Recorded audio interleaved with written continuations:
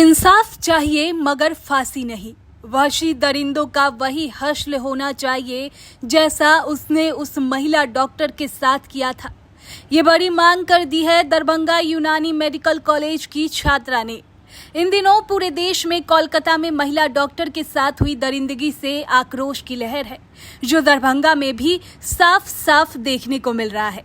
रविवार शाम यूनानी मेडिकल कॉलेज के छात्र छात्राओं ने भी सड़कों पर कैंडल मार्च निकाला, शासन प्रशासन के खिलाफ अपना आक्रोश प्रकट किया। आप लोगों ने सल्फिया यूनानी मेडिकल कॉलेज से कैंडल मार्च निकाला, क्या संदेश देना चाह रही हैं?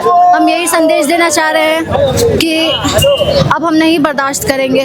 बहुत हो गया लड़कियों पे अत्याचार। कई डॉक्टर सेफ नहीं है, कोई लड़की सेफ नहीं है, छोटी छोटी बच्ची सेफ नहीं है, बड़ी बड़ी औरतें सेफ नहीं है, ना कार में, ना रोड पे, ना घर में, कहीं भी सेफ नहीं है। हम बस अपनी सेफ्टी चाहते हैं। सरकार से मांग करते हैं कि जो अपराधी हैं उनको कड़ी से कड़ी सजा दी जाए और जल्द दी जाए, क्योंकि बहुत सारे निर्भया केस में भी बहुत दिनों तक उनके माँ बाप चक्कर काटते रहे। माँ बाप अपनी बेटी का, एक तो बेटी के जाने का दुख होता है, वो भी इस तरीके से जाने का दुख होता है। उसके इंसाफ के लिए माँ बाप लड़ते रहते हैं, लोग लड़ते रहते हैं, उसके बाद शांत हो जाते हैं। लेकिन उनको जो इंसाफ नहीं मिल पाता, मिलता भी है तो बहुत दिन के बाद मिलता है। तो हम यही चाहते हैं कि सरकार जल्द से जल्द उनको कड़ी से कड़ी सजा दे और जो दर्द, जो पीड़ा उसने महसूस किया है, उससे कहीं ज़्यादा पीड़ा उसको महसूस हो। सिर्फ फांसी नहीं, जिस तरीके से उनके साथ बर्बरता हुई है, उसी बर्बरता के साथ पूरे समाज के सामने में उसको एक इबरत का निशान बना दे, ताकि कल को कोई हिम्मत न कर सके इस तरीके की हरकत करने की। जिस तरह की घटनाएं कोलकाता में हुई है एक महिला डॉक्टर के साथ, वो माना जाए तो एक आम लड़की भी थी। तो इस तरह की घटनाएं आम दिन होती रहती हैं। कुछ दिन पहले मुजफ्फरपुर में भी हुआ है, दरभंगा में भी हुआ। तो आप लोगों ने मार्च निकाला, इसमें लड़कियां की तादाद ज़्यादा दिख रही है। जी, क्योंकि ये एक तो लड़कियों की सेफ्टी है। ऐसा नहीं है कि सिर्फ लड़कियां ज़्यादा हैं, हमारे यहाँ लड़के भी सब साथ में हैं, क्योंकि हर इंसान को ज़रूरत है बदलने की। लड़कियों को भी खुद की सेफ्टी पर खुद ध्यान देना पड़ता है। और समाज से मेरा रिक्वेस्ट है कि प्लीज़ अपने आप को सुधारिए। हर इंसान जब खुद को सुधार ले, जब सब लोग खुद को संभालेंगे, तभी शायद ये हमारा समाज अच्छा हो पाएगा।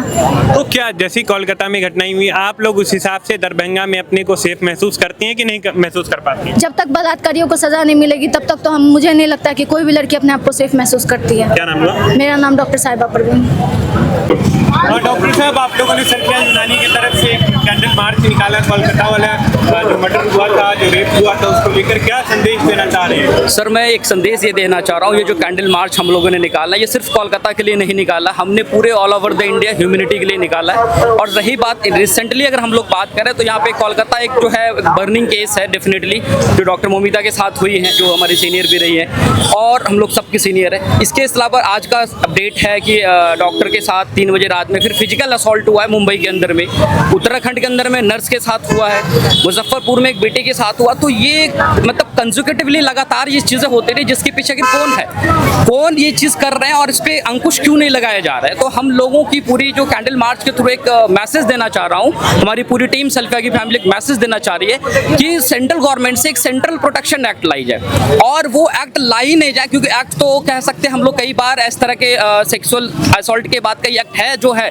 लेकिन उसका इंप्लीमेंट होना चाहिए। और ये जो एक्ट डेफिनेटली 2 तरह के एक्ट है। एक तो कंप्लीट मेडिकल फील्ड के लिए एक्ट आना चाहिए, सेंट्रल प्रोटेक्शन एक्ट, जिसके अंदर में हॉस्पिटल्स के लेके अंदर में जो वार्ड बॉय है, हॉस्पिटल के गार्ड्स है, हॉस्पिटल के अंदर जीडीएस स्टाफ है, पैरामेडिकल नर्सिंग है, डॉक्टर है, कंसल्टेंट है, इन सारे को उस प्रोटेक्शन के अंदर में मिलनी चाहिए, उस एक्ट के अंदर में प्रोटेक्शन मिलना चाहिए। स्पेशली जो फीमेल के साथ उसके लिए तो एकदम स्ट्रॉन्ग। और लाने के बाद पूरी महिला के लिए भी एक पूरी जो कम्युनिटी है, एक फीमेल कम्युनिटीज, उसके लिए भी एक सेंट्रल प्रोटेक्शन एक्ट चाहिए। और लाना ही सिर्फ एक्ट को ला के देना नहीं है, क्योंकि निर्भया के बाद भी इम्प्लीमेंट आए थे, कई एक्ट आया, उसका इम्प्लीमेंट हुआ, लेकिन उसके बाद एक्ट लाने के बाद गवर्नमेंट से दूसरी मेरी मांग ये होगी हम सबों की कि उस एक्ट को इतना जैसे एडवर्टाइज करते न करें और लोगों के अंदर वो दहशत आए उस एक्ट, कि हम अगर ऐसा कोई बर्बरता हरकत करने जाते हैं तो उस हरकत का मुझे क्या इंजाम है, कि ऐसे इस तरह के इस एक्ट को ला करके इस एक्ट को इतना फ्लैश किया जाए कि लोग के इस तरह के जो जानवर है, हैवान है, उसकी हैवानियत अपने अंदर ही दब के रह जाए और खुद के अंदर वो मर जाए। आईएमए ने 24 घंटे का हड़ताल किया था, इमरजेंसी सेवाएं बस चालू रखी, तो क्या आप लोग आगे भी हड़ताल रख रहे हैं? देखिए, ये तो अब आईएमए का जो ऐसा आदेश आएगा उस आदेश के हिसाब से हम लोग आगे काम करेंगे, उस चीज़ को लेंगे।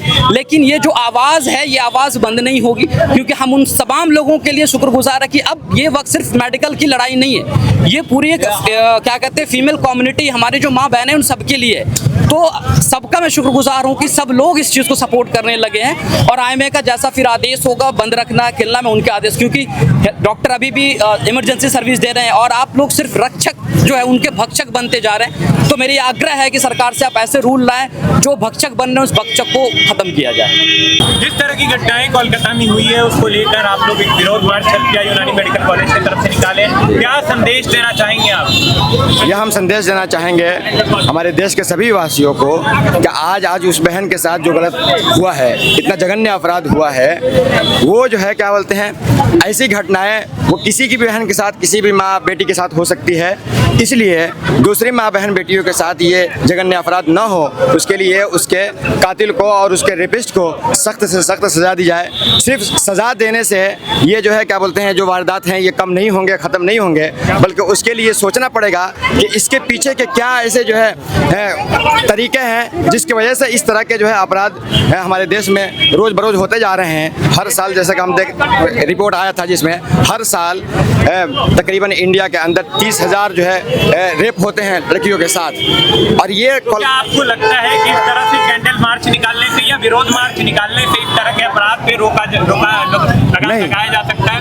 इस तरह के हम लोग जो कैंडल मार्च निकाल रहे हैं उससे जागरूकता और बेदारी आएगी और जो है समाज में लोगों को सोचने का मौका मिलेगा कि इस जघन्य अपराध से हम लोग जो है कैसे निपट सकते हैं।